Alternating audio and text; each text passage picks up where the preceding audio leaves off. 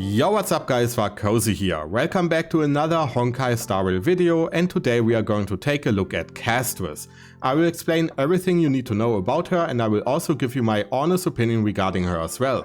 Obviously, such an early guide is only made possible thanks to MiHoYo giving me early access on the Creator Experience server. So everything you're about to see is still subject to change. But then again, they are not going to fundamentally redesign her entire character.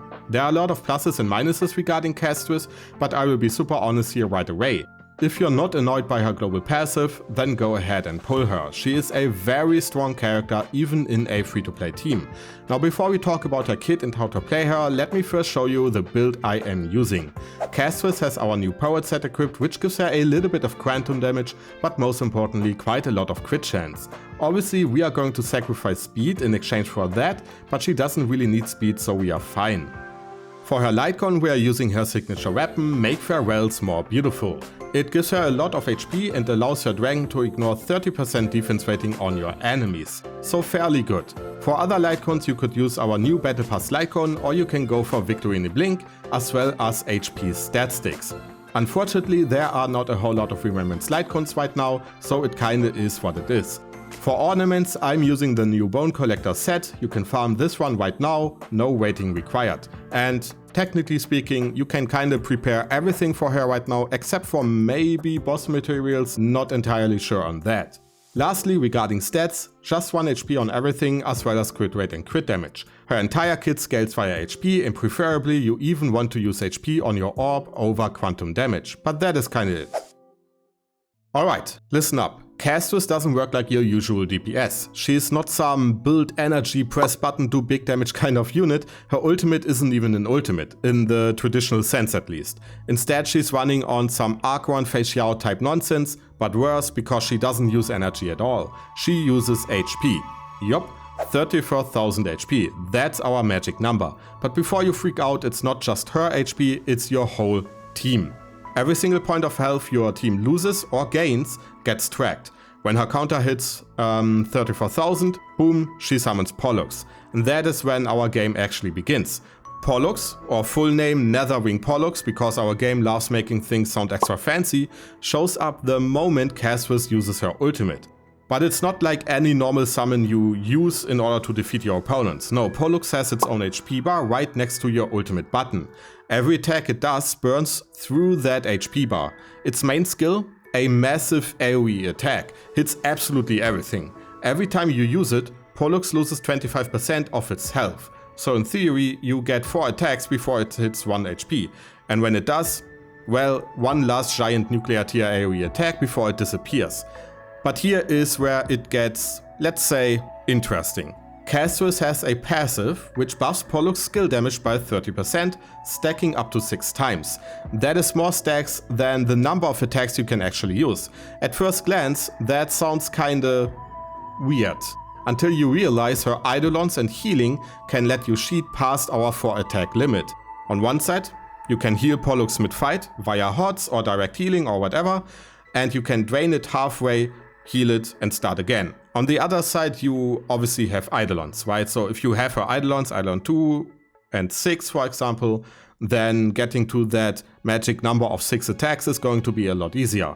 Pollux isn't just a summon effectively, it is a goddamn raid boss you control. As such, Castorice's entire game plan is just this. Get her ultimate up as fast as you can, summon Pollux, let it delete everything inside, and rinse and repeat. The real question isn't going to be how much damage can I do, it's how fast can I summon Pollux. And the answer, faster than you would expect. Because here is the fun part, every single time your team takes or heals damage, as mentioned before, Castorice is going to build energy. But wait, she can even force it herself. Her skill drains 30% HP from every single ally in your team, all at once. That is a lot of health flying out of the window, and it fills up her ultimate charge like crazy, which means if you pair her with a strong healer, Gallagher, Linkshot, take your pick, you can turbo cycle Pollux back onto the field like it's your full-time job. Now if you don't bring a healer, well, then you're watching your team slowly kill itself, and Castorice's tragic backstory about never getting to touch another person is kinda, going to continue. Don't do that to her.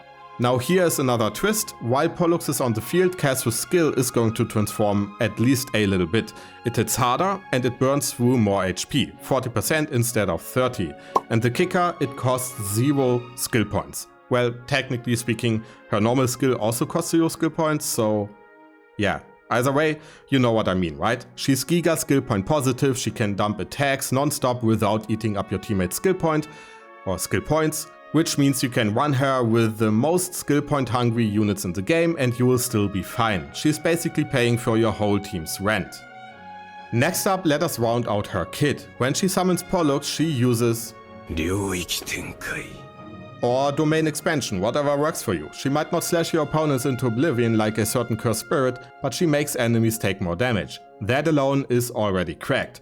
Then there are her speed buffs. They are tuned just right to give her an extra turn even when she's running our poet set.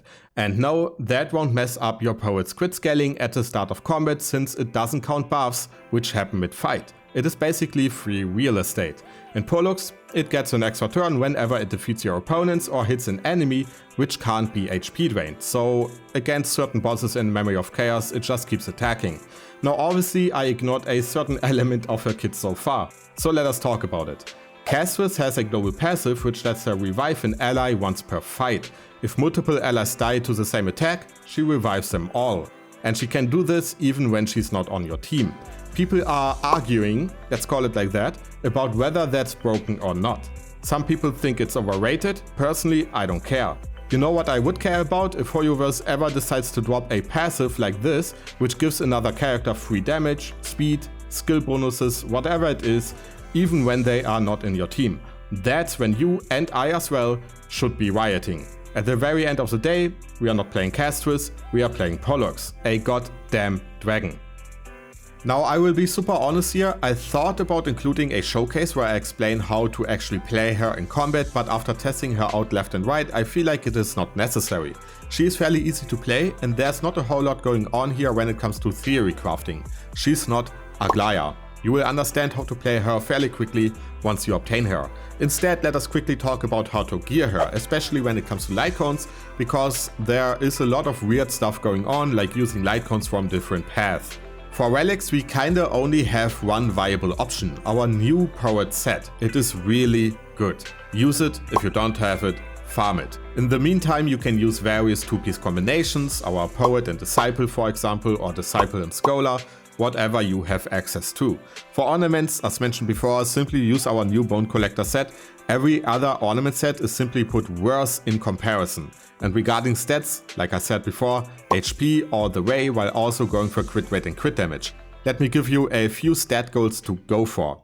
The lowest amount of speed possible due to our poet set, 6,000 or more HP, 100% crit rate in combat. I know 100% sounds like a lot, it is fairly difficult to get to, but if you can, try it. And obviously as much crit damage as you can get.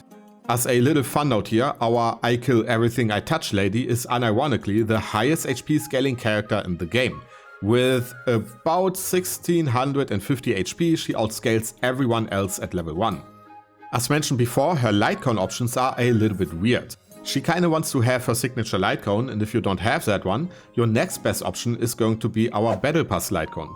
If you want to stay entirely free to play, you can also go for our Memory of Chaos light cone, but it is going to be worse than the other two. The biggest problem here is that we don't have a whole lot of Remembrance light cones yet. I'm not complaining about it, I understand why, it is a new path after all. But it does put Castorice into a little bit of a weird position, as we can also go for non-Remembrance light cones, which kinda sounds weird, but it somehow works. Mide's light cone and Bailu's light cone are really good due to the sheer amount of base HP they are going to provide. Sure, you're going to lose out on those passes, but the HP is very much worth it. It's weird, honestly, it's weird. Not to mention, personally, I don't really like it, but it works. So, you know, don't kill the messenger unless you're from Sparta. In that case, go ahead. Lastly, we have our team composition. And once again, we have the same kind of problem we had regarding her light cones. Castorice does not have a dedicated support for the nature of her kit. Because of that, let us go through all the characters who make sense for both support and sustainers. Her usual team is going to be a hyper carry setup, so 2 support characters and 1 sustainer. There is also a duo DPS team where you use Mide, which works better than what you would expect, but for simplicity's sake, let us focus on her regular team. Her best support is going to be Tribby and our RMC. RMC obviously Remembrance Trailblazer. Tribby herself scales off HP, so really good, and our RMC gives her true damage. On top of that, Mem also counts as a character for Castorice HP drain mechanic, so you are effectively playing with 5 characters instead of 4. If you don't have Tribby, you can also go for Sunday, but he is a little bit of a weird case. He's not ideal, but you can use him. Just make sure to use Sunday's ultimate after you summon Pollux, otherwise you're going to lose out on a lot of damage. For alternative support characters we have Rune Mei. As always, Rune Mei stands out not only because she's a good character, but also because she's hot as fuck. Not to mention you're going to get her for free during our anniversary, unless you pick Locha, but if you do that you're kinda lost in the sauce. Unless you are a collector, in that case never mind. She kinda struggles in Pure Fiction, but it is what it is. We also have Pila, who you have seen throughout this guide, and we have Xiaoche and finally Sparkle. All of those characters work, some better than the others, but you know, we make use of what we have, right?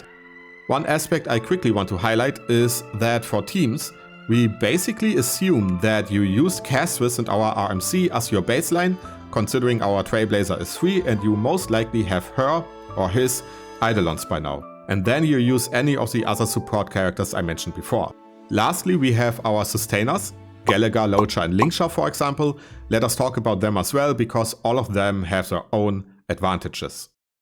First up, you need to keep in mind that for Castorice we need actual healers. A shielder like Aventurin is not going to work here. We need to heal our characters. Castorice might have a little bit of healing in her kit, but overall that is not enough. Our 2 best, highest per action healers, can you say it like that? I don't know, either way, you know what I mean, are Gallagher and Locha. Locha, who I unironically called useless not too long ago, is one of her best teammates. His burst healing and on attack healing is ideal for Castorice, not just because of her, but also due to our RMC and Tribby. We have a lot of attacks going on here, so really good. He is technically speaking a really good pick, even for your anniversary reward. The only problem is you are most likely only going to use him with Castorice. However, you do not need to pull Locha, as Gallagher is effectively on par with him. You can also run Cicados or any other type of ornament and relic support set on them in order to buff Castorice even further. For light cones you can use Cold Knights or our new, or quote unquote new, it's fairly old actually, event light cone Hey over here. Unironically, those 2 light cones have been useless for basically ever, but now they found their slot and I have to say thank you MiHoYo. Lastly, we have Linksha, but I only mention her because she's broken. Damage, healing, support, she has it all. Best sustain in the game, changed my mind. So yeah, that is about it when it comes to sustainers. The most important aspect to keep in mind here is that you effectively want to heal her 24/7, if possible.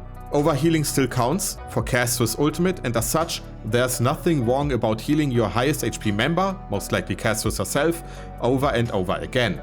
The more Polluxes you're going to summon, the better she becomes. Next up, we have a section dedicated for our whales and lucky gamers, Eidolons.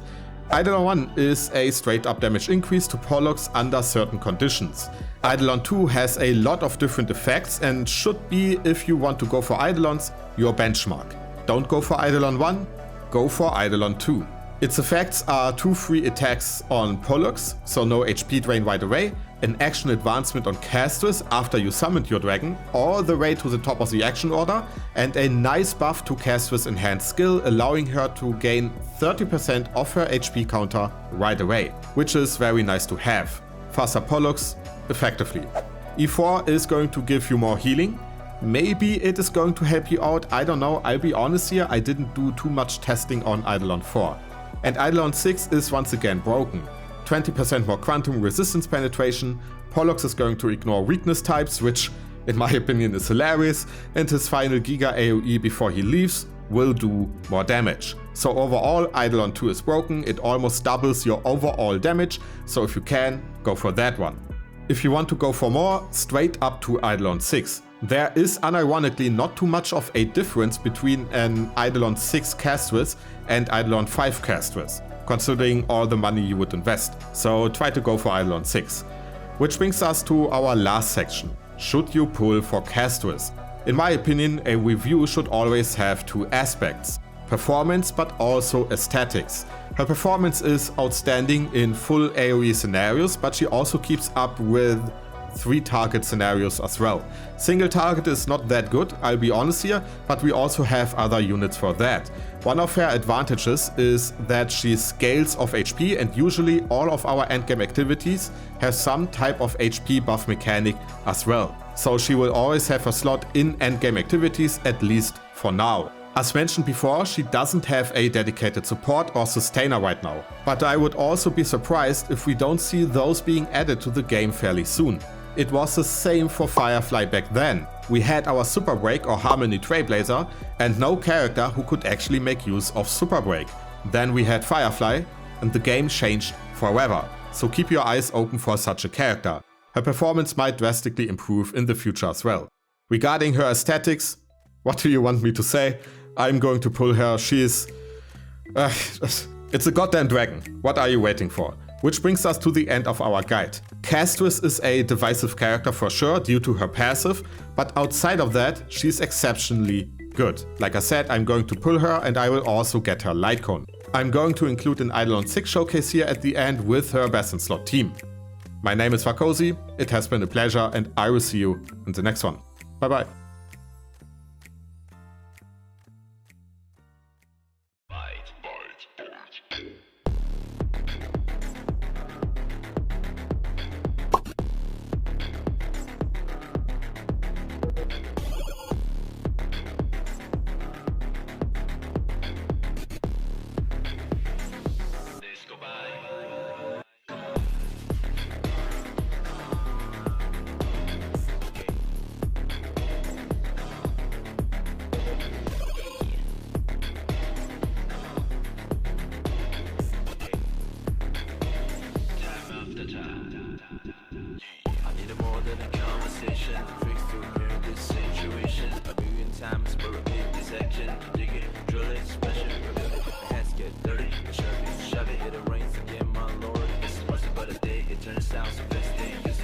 Be a better place for us to live. Sister, brother, pick up my armor. Believe it's a hammer, brave the trigger. We don't need a leader, all I want is thunder. We are all together, much more stronger. We will rock, we're mega stone. From block to bone, I bet you know. Working hard, all day long. We are all together, you will be alone. Come on.